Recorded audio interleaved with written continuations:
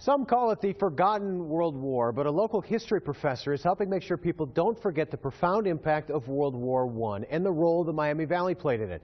His efforts to bring that story to life at the Carillon is why Dr. Paul Lockhart is someone you should know.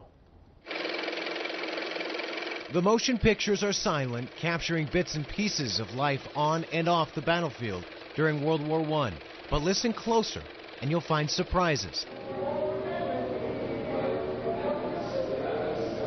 Surprises now on display at the Carillon Museum. To be able to see these things close up, not touch them, but to see them at least close up, that brings these stories home. Dr. Paul Lockhart is an author, historian, and professor of history at Wright State University. His interest in the First World War got him digging, and the deeper he got, it became apparent that Dayton's role in the war was a lot bigger than I expected it to be.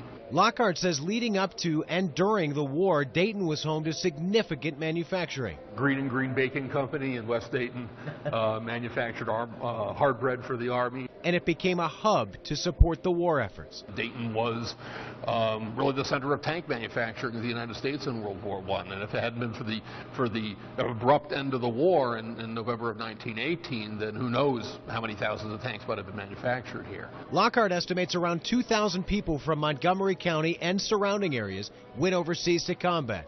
Once he announced the plan to open an exhibit, their stories started flooding in. All of a sudden, diaries and journals and helmets and gas masks and things like that start coming in. The exhibit also recreates parts of life for soldiers, like a realistic trench.